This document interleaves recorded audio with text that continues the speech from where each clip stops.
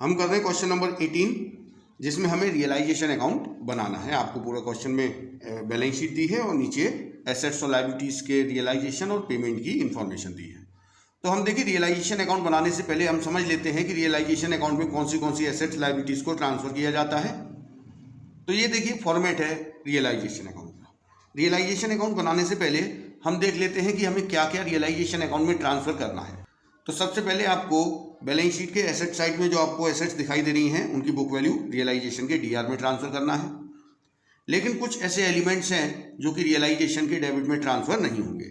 जैसे P&L का debit balance वो बैलेंस शीट के एसेट साइड में है, लेकिन वो लॉस है, उसे पार्टनर्स में डिस्ट्रीब्यूट किया जाएगा। अनएमोर्टाइज्ड डेफर्ड रेवेन्यू एक्सपेंडिचर, ये भी कोई रियलाइजेबल एसेट नहीं है, इसे भी ट्रांसफर नहीं करेंगे यहाँ पर। इसे पार्टनर्स में राइट ऑफ कर दिया जाएगा, partners capital account DR to deferred revenue expenditure. Cash और बैंक का बैलेंस भी ट्रांसफर नहीं होगा क्योंकि वो ऑलरेडी लिक्विड है। इसके बाद पार्टनर्स के कैपिटल और करंट अकाउंट के जो डेबिट बैलेंस होते हैं वो भी बैलेंस शीट के एसेट साइड में दिखाई देते हैं, उन्हें भी ट्रांसफर नहीं करना है क्योंकि उनके लिए सेपरेटली हम पार्टनर्स के कैपिटल अकाउंट बनाते हैं और जो पार्टनर्स के करंट अकाउंट के बैलेंस होते हैं वो उनके कैपिटल अकाउंट में ट्रांसफर करके क्लोज कर दिए जाते हैं। इसके अलावा फर्म ने अगर पार्टनर्स को लोन दे रखा है तो उसे भी ट्रांसफर नहीं करना है क्योंकि उसके लिए हम सेपरेट अकाउंट मेंटेन करते हैं। अब हम बात करते हैं रियलाइजेशन में सीआर में क्या ट्रांसफर करना है। तो सबसे पहले तो जो एसेट्स ट्रांसफर की गई हैं उनके अगेंस्ट अगर कोई प्रोविजन या रिजर्व बना हुआ है तो उसे ट्रांसफर करना है, जैसे आईएफआर या पीबीडी है। लेकिन इनका कोई पेमेंट नहीं करना है, ये एसेट को रिड्यूस करने के लिए बनाए गए रिजर्व है या प्रोविजन है। इसके अलावा WCR, अगर वर्क्समैन कंपनसेशन रिजर्व बना हुआ है तो वो ट्रांसफर होगा, लेकिन उसके लिए कंडीशन है, वर्क्समैन कंपनसेशन रिजर्व तभी ट्रांसफर होगा अगर वर्क्समैन कंपनसेशन का कोई क्लेम होगा तो। अगर नहीं होगा तो वर्क्समैन कंपनसेशन रिजर्व को रियलाइजेशन के सीआर में ट्रांसफर नहीं करेंगे, उसे सीधे पार्टनर्स में डिस्ट्रीब्यूट कर दिया जाएगा। अब जो बैलेंस शीट के लायबिलिटी साइड में हमें लायबिलिटीज दिखाई दे रही हैं उसमें से केवल एक्सटर्नल लायबिलिटीज को ही यहाँ पर ट्रांसफर किया जाएगा, इंटरनल लायबिलिटीज को ट्रांसफर नहीं करेंगे। इसके अलावा जो फ्री रिजर्व है उन्हें भी ट्रांसफर नहीं करना है। जैसे क्या क्या ट्रांसफर नहीं करना है, एक तो liabilities due to partners, capital and current account के अगर बैलेंस दिए हुए हैं पार्टनर्स के लायबिलिटी साइड में तो वो ट्रांसफर नहीं होंगे क्योंकि उनके लिए हम सेपरेटली पार्टनर्स का कैपिटल अकाउंट बनाते हैं। और जो अनडिस्ट्रीब्यूटेड प्रॉफिट्स हैं वो हमारी कोई लायबिलिटी नहीं है कि हम उसे ट्रांसफर करें, उसे तो पार्टनर्स में डिस्ट्रीब्यूट कर दिया जाएगा।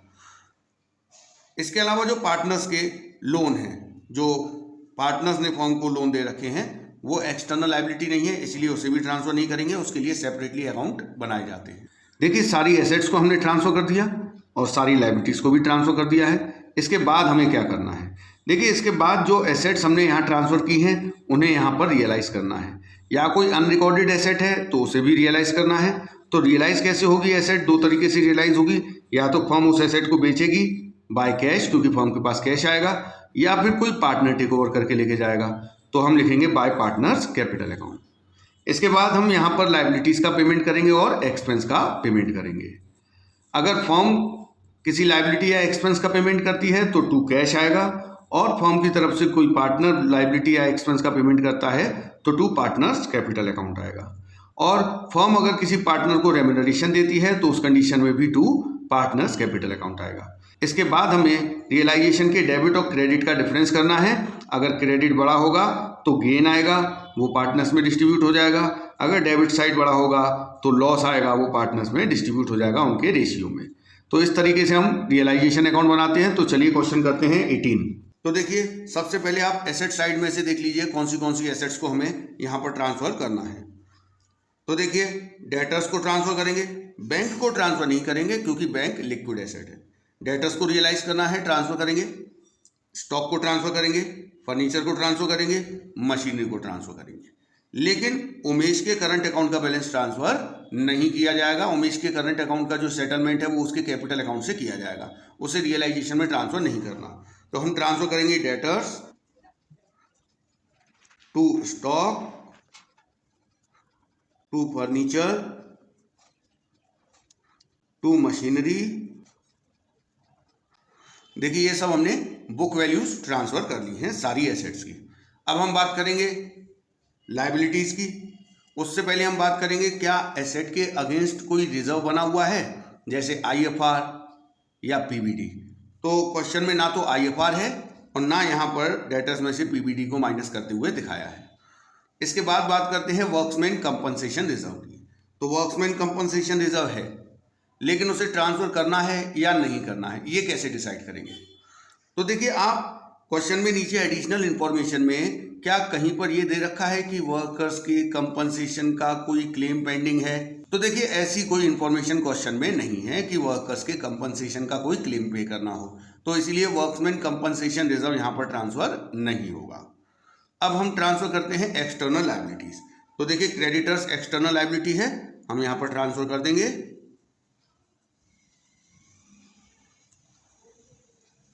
1,70,000। वर्क्समैन कंपनसेशन रिजर्व ट्रांसफर नहीं होगा क्योंकि इसके अगेंस्ट कोई क्लेम पेंडिंग नहीं है। जर्नल्स ऑफ फ्री रिजर्व है, ये ट्रांसफर नहीं होगा, इसे सीधे पार्टनर्स में डिस्ट्रीब्यूट किया जाएगा। रमेश का करंट अकाउंट का बैलेंस, ये इंटरनल लायबिलिटी है, ये भी ट्रांसफर नहीं होगा। और पार्टनर्स के कैपिटल के जो बैलेंस है, ये भी इंटरनल लायबिलिटी है, ये भी ट्रांसफर नहीं होगा। अब हमारा बैलेंस शीट से ट्रांसफर करने का काम तो खत्म हो गया। अब हम क्या करेंगे, नीचे आपको जो एसेट्स की रियलाइजेशन की इंफॉर्मेशन दी है उसको हम यहाँ पर देखेंगे। तो देखिए, सबसे पहला पॉइंट दिया है, Ramesh took over 50% of stock at 10,000 less than the book value. देखिए, पूरा स्टॉक कितने का है फर्म का? 1,30,000 रुपये का। इसका 50% स्टॉक, उसकी बुक वैल्यू हो गई 65,000। देखिए, इसे रमेश ने 10,000 रुपये कम पर टेक ओवर कर लिया है। इसका मतलब रमेश ने इसे टेक ओवर किया है 55,000 रुपीज़ में। देखिए, एसेट्स जो भी लिखी हुई हैं, चाहे वो रिकॉर्डेड हो या अनरिकॉर्डेड हो, उनका रियलाइजेशन के CR से यहाँ करते हैं बाय कैश। अगर कोई एसेट फर्म ने रियलाइज की है तो बाय कैश में, अगर कोई एसेट पार्टनर टेक ओवर करके लेके जाता है तो बाय पार्टनर्स कैपिटल अकाउंट। तो यहाँ पर देखिए, रमेश टेक ओवर करके लेके गया है स्टॉक को, तो हम लिखेंगे बाय रमेश। आप यहाँ ब्रैकेट में बता सकते हैं कि ये स्टॉक टेक ओवर किया है इसने। देखिए, जितने में टेक ओवर किया है उतने से ही रमेश का कैपिटल अकाउंट DR होगा और रियलाइजेशन अकाउंट CR होगा। इसके बाद दिया है, the remaining stock was sold at a loss of 15,000। तो देखिए, 1,30,000 में से आधा 50% स्टॉक तो रमेश ने टेक ओवर कर लिया, बाकी 50% स्टॉक मतलब 65,000 की बुक वैल्यू का स्टॉक बचा हुआ है। इस स्टॉक को 15,000 के नुकसान पर रियलाइज किया गया है। इसका मतलब इस स्टॉक से कितना रियलाइज हुआ है? 50,000। देखिए, ये वाला स्टॉक फर्म ने रियलाइज किया है, बाय कैश में आएगा स्टॉक 50,000 रुपये। इसके बाद देखिए, बी वाला पॉइंट दिया है, furniture was taken over by Umesh for 50,000। तो उमेश फर्नीचर को टेक ओवर करके लेके गया है, तो बाय कैश में ना दिखाकर बाय उमेश कैपिटल अकाउंट। तो देखिए, उमेश 50,000 में फर्नीचर को टेक ओवर करके गया है। इसके बाद दिया, machinery was sold for 4,50,000। Machinery को बेचा गया है, फर्म ने मशीन को बेचा है, तो बाय कैश में आएगा। मशीन को बेचा गया है 4,50,000 रुपये में।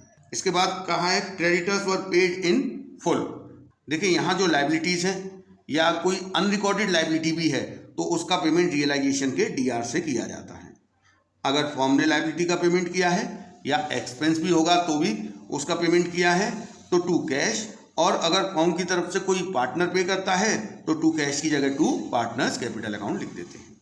तो यहाँ पर तो फर्म ने पे किया है क्रेडिटर्स को, तो हम टू कैश में दिखाएंगे। फुल पेमेंट किया गया है 1,70,000। इसके बाद नीचे कहा है, डी वाले पॉइंट में, there was an unrecorded bill for repair for 1,60,000 which was settled at 1,40,000। तो देखिए, ये एक अनरिकॉर्डेड लाइबिलिटी है जिसका पेमेंट किया गया है, तो पेमेंट तो रियलाइजेशन के DR से ही होगा, टू कैश से अनरिकॉर्डेड लाइबिलिटी। इसका पेमेंट किया गया है 1,40,000। जितने में सेटलमेंट होगा उतने से ही हम रिकॉर्ड करेंगे। देखिए, ये दिया है, debtors were realised at a discount of 5%। तो हमारे जो डेटर्स हैं उनकी बुक वैल्यू है 2,40,000 रुपये। इनसे 5% डिस्काउंट काट के हमें अमाउंट रियलाइज हो गया है, तो हम देखेंगे कि डेटर्स से कितना रियलाइज हुआ है। तो देखिए, डेटर्स से रियलाइज होगा 2,28,000। इसे हम बाय कैश में दिखाएंगे डेटर्स के नाम से 2,28,000। देखिए अब हम बैलेंस निकालेंगे रियलाइजेशन अकाउंट का, डेबिट और क्रेडिट का डिफरेंस करेंगे। इसमें देखिए डिफरेंस जो आ रहा है वो आ रहा है 8,07,000 और डेबिट बैलेंस आ रहा है, क्योंकि डेबिट बड़ा है और क्रेडिट छोटा है तो ये इधर आएगा बाय पार्टनर्स कैपिटल अकाउंट। ये जो लॉस आया है 8,07,000 का, उसे हमें पार्टनर्स में डिस्ट्रीब्यूट करना है। नाम है पार्टनर्स का रमेश और उमेश, तो इस 8,07,000 के लॉस को हमें रमेश और उमेश में डिस्ट्रीब्यूट करना है उनके प्रॉफिट शेयरिंग रेशियो 7 और 3 में, क्योंकि यहाँ पर जो पार्टनर्स का प्रॉफिट शेयरिंग रेशियो वो उनकी कैपिटल का रेशियो है और कैपिटल है 7 लाख और 3 लाख, तो हमने 7 लाख और 3 लाख का रेशियो निकाला तो आया 7 और 3। देखिए 8,07,000 को हम रमेश और उमेश में 7 और 3 के रेशियो में डिस्ट्रीब्यूट करेंगे तो इधर आएगा 5,64,900 और इसके हिस्से में आएगा 2,42,100। देखिए क्वेश्चन 19 है, Pradeep and Rajesh were partners in a firm sharing profit in the ratio of 3:2. They decided to dissolve the partnership firm on 31st March 2018. Pradeep was deputed to realize the assets and to pay off the liabilities. He was paid 1,000 as commission for his services. The financial position of the firm on 31st March 2018 was as follow. देखिए यहाँ पर आपको balance sheet दी है, तो हमारा सबसे पहला काम है कि हम बैलेंस शीट में से एसेट्स और लाइबिलिटीज़ को रियलाइजेशन अकाउंट में ट्रांसफर करें। तो सबसे पहले हम एसेट साइड को देख लेते हैं और सारी एसेट्स को रियलाइजेशन के डेबिट में ट्रांसफर किया जाता है। तो देखिए कौन सी एसेट्स हमें ट्रांसफर करनी है। बिल्डिंग ट्रांसफर की जाएगी, इन्वेस्टमेंट ट्रांसफर किया जाएगा, डेटर्स भी ट्रांसफर किए जाएंगे, बिल रिसीवेबल भी ट्रांसफर किया जाएगा, लेकिन बैंक को ट्रांसफर नहीं करेंगे क्योंकि बैंक ऑलरेडी लिक्विड एसेट है। P&L अकाउंट को ट्रांसफर नहीं करेंगे क्योंकि ये P&L का डेबिट बैलेंस है, ये लॉस है, ये कोई एसेट नहीं है जिसको कि रियलाइज किया जाए। इसके अलावा गुडविल को ट्रांसफर किया जाएगा। तो हम सबसे पहले एसेट्स को ट्रांसफर कर देते हैं। सबसे पहले दिया है बिल्डिंग 1,20,000,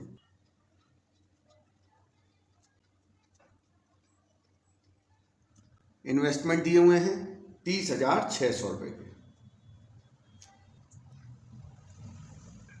डेटर्स दिए हैं 34,000।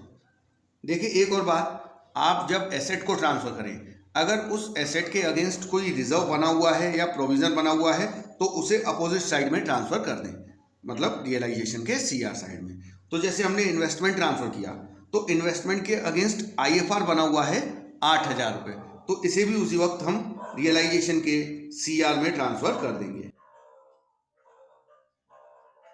इसके अलावा जैसे हमने डेटर्स ट्रांसफर किए हैं तो इसके डेटर्स के अगेंस्ट एक provision for doubtful debts maintain किया हुआ है 4,000 रुपये, तो इसे भी ट्रांसफर किया जाएगा रियलाइजेशन के CR में।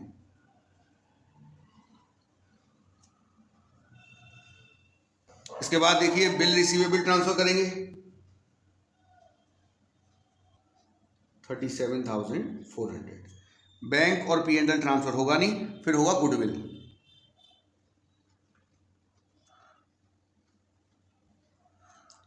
अब हम आ जाते हैं लाइबिलिटी साइड में। लाइबिलिटी साइड में से केवल एक्सटर्नल लाइबिलिटीज को ही हमें रियलाइजेशन के CR में ट्रांसफर करना है। तो सबसे पहले दिया है क्रेडिटर्स, तो इसे ट्रांसफर किया जाएगा क्योंकि ये एक्सटर्नल लाइबिलिटी है।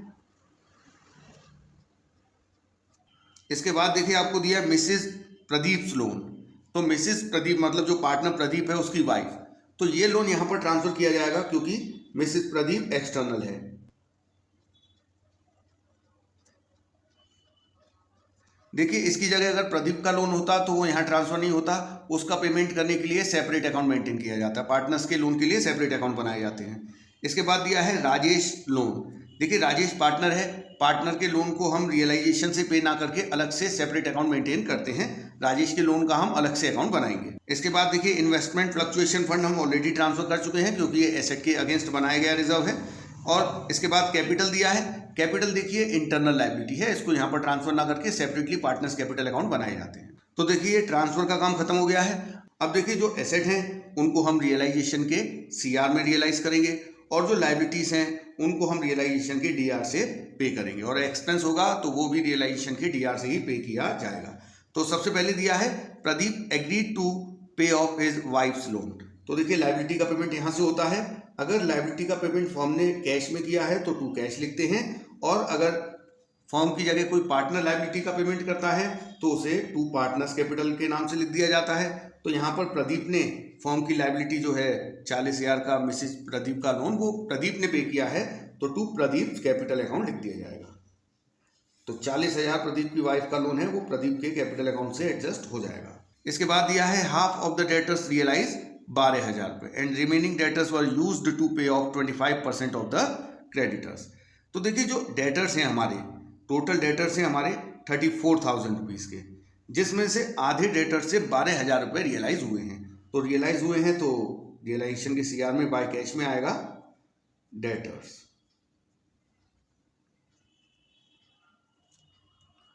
देखिए टोटल जो डेटर्स हैं वो 34,000 के हैं, इसमें से आधे डेटर्स, आधे मतलब 17,000 के, उनसे हमें रियलाइज कितना हुआ 12,000, और बाकी 17,000 के डेटर्स और रह गए हैं। अब उन डेटर्स के बारे में कहा गया है कि इन डेटर्स को क्रेडिटर्स के 25% का पेमेंट करने के लिए यूज कर दिया गया। तो देखिए ये सेटल किससे हुए हैं, 25% क्रेडिटर्स से। आप यहां देखिए टोटल 80,000 के क्रेडिटर्स हैं, 80,000 के 25% मतलब 20,000 के क्रेडिटर्स ने 17,000 के डेटर्स को टेक ओवर कर लिया है।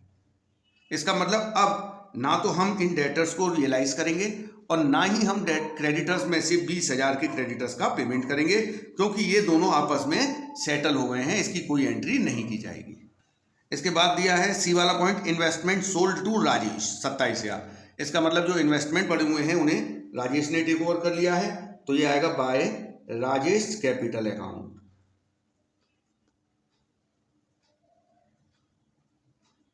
राजेश ने इन्वेस्टमेंट्स को 27,000 में टेक ओवर कर लिया है।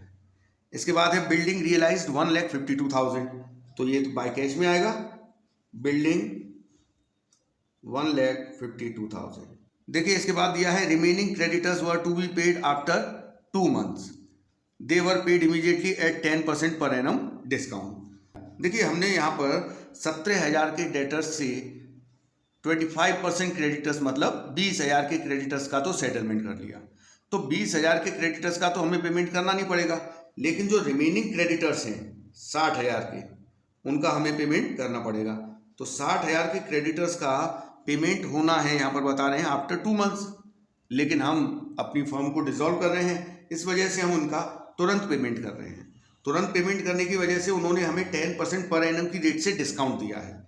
तो देखिए डिस्काउंट कितना मिलेगा, 60,000 के डेटर्स हैं, 10% की रेट से डिस्काउंट दिया है, लेकिन ये पर एनम डिस्काउंट है। हम 2 महीने जल्दी पेमेंट कर रहे हैं तो हमें केवल 10% की रेट से 2 महीने का ही डिस्काउंट मिलेगा। वो हमने कैलकुलेट किया तो वो आया 1,000। इसका मतलब हमें क्रेडिटर्स को 59,000 रुपीज़ पे करना पड़ेगा, और फर्म ने ये पेमेंट किया है, इसीलिए रियलाइजेशन के डीआर में टू कैश में आएगा क्रेडिटर्स 59,000 रुपीज़। इसके बाद एफ वाला पॉइंट दिया है bill receivable were settled at a loss of 1,400। तो देखिए हमारे जो बिल रिसीवेबल हैं उनकी बुक वैल्यू है 37,400, लेकिन इनसे हमें जो रियलाइज हुआ है वो 1,400 का डिस्काउंट काटने के बाद। इसका मतलब 37,400 में से 1,400 माइनस करके बाकी हमें मिलेगा इनसे 36,000 रुपीज़। इसके बाद दिया है रियलाइजेशन एक्सपेंस अमाउंटेड टू 2,500। देखिए ये एक्सपेंस है रियलाइजेशन के डीआर से पे किया जाएगा टू कैश से, तो 2,500 रुपये का कैश पेमेंट किया गया है रियलाइजेशन के खर्चों का। इसके अलावा एक चीज़ और रह गई, वो जो सबसे ऊपर दिया था कि प्रदीप को अपॉइंट किया गया था डिसोल्यूशन के काम के लिए और इसके बदले में उसे 1,000 कमीशन दिया गया। ये भी फर्म के लिए एक्सपेंस है, तो रियलाइजेशन के डीआर में आएगा टू प्रदीप कैपिटल। ये प्रदीप को रेम्यूनरेशन दी गई है। तो ये कंप्लीट हो चुका है। अब हम टोटलिंग कर लेंगे। देखिए टू कैश का टोटल आ जाएगा 61,500। इसके बाद ये देखिए जो हमने बाय कैश लिखा है डेटर्स, बिल्डिंग और बीआर, इसका टोटल आ रहा है 2 लाख रुपीज़। अब हम डेबिट और क्रेडिट का डिफरेंस करेंगे। यहाँ पे क्रेडिट साइड ज़्यादा है और डेबिट कम है, इसलिए गेन आ रहा है जो कि यहाँ दिखाई देगा to partners capital account, bracket में हम बता देंगे कि ये गेन है। तो हमारा गेन आ रहा है 30,500 रुपये का,